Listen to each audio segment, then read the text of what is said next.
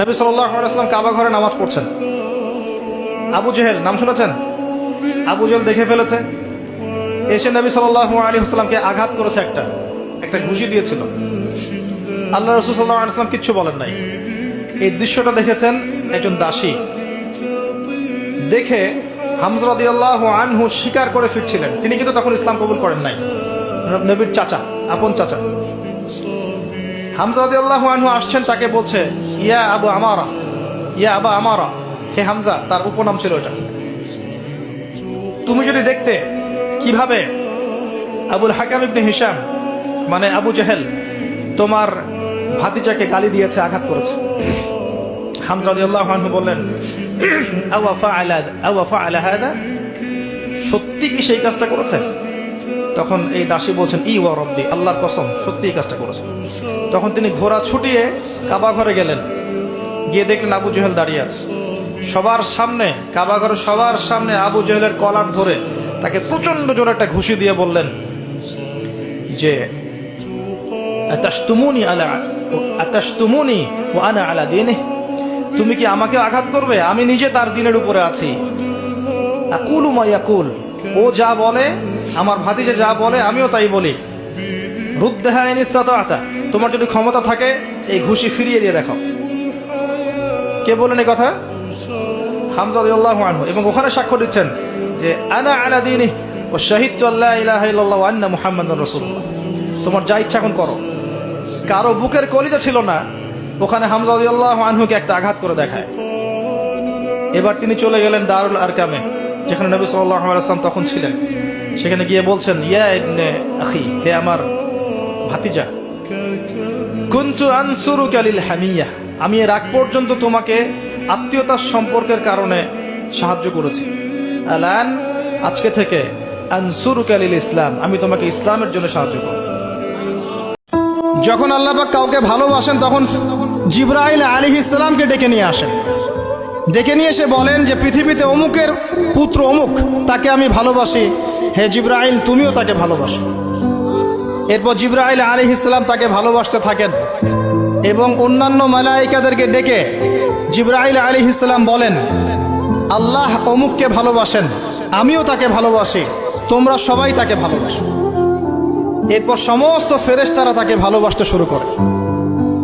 এরপর ফেরেশতা মণ্ডলী পৃথিবীতে আসেন, এসে দুনিয়াবাসীকে উদ্দেশ্য করে বলেন যে অমুকের পুত্র অমুককে আল্লাহ ভালোবাসেন, জিবরাইল ভালোবাসে, আমরা ভালোবাসি, তোমরা সবাই তাকে ভালোবাসো। এরপর দুনিয়ার মানুষদের কাছে তার মর্যাদা বাড়িয়ে দেওয়া হয়, তার দিকে মানুষের মনকে ঘুরিয়ে দেওয়া হয় এবং তার প্রতি মানুষের ভালোবাসা সৃষ্টি করে দেওয়া হয়। এই আয়াতটা খুবই মনে শান্তিদায়ক আয়াত। জীবন অনেক কিছু হয়ে যাবে, কিন্তু এই আয়াতটা যদি তেলাওয়াত করতে পারে ভিতরে ভিতরে আল্লাহকে পাবেন। ইন্নী যাহিবুন ইলা রব্বি সায়াহদিন, আমি ছুটলাম, আমি চললাম আমার রবের দিকে, তিনি আমাকে পথ দেখাবেন। রব্বি হাবলি মিনাস সালিহিন, আল্লাহ আমাকে সুসন্তান দান করুন, সালেহীন সন্তান দান করুন। ফাবাশশারনাহু বিগুলামিন হালিম, আল্লাহ বলছেন আমি তাকে সহনশীল সন্তান দান করলাম, সহনশীল সন্তান দান করলাম। এবার ফালাম্মা বালাগা মাআহু সা'য়া, এবার যখন বাচ্চাটা বাবার সাথে দৌড়াদৌড়ি করা শিখলো, মানে এই যে 10, 12, 14 বছর বয়স, এই সময় বাচ্চাগুলো আরো বেশি আকর্ষণীয় হয়। শেষ বয়সের বাচ্চা, এত দোয়া করার পরে একটাই বাচ্চা, একটাই ছেলে, শেষ বয়সের, কেবল বড় হচ্ছে, বাবার সাথে মানে দৌড়াদৌড়ি করতে শিখছে, সন্তানের প্রতি বাবার ভালোবাসা আরো গাঢ় হচ্ছে। আল্লাহ পাক তখনই পরীক্ষা নিলেন, যাতে দেখতে চান আল্লাহ পাক আমার ভালোবাসা বেশি না তোমার সন্তানের প্রতি ভালোবাসা বেশি। সন্তানকে পেয়ে আবার আমাকে ভুলে যাওনি তো? সুবহানাল্লাহ, সুবহানাল্লাহ।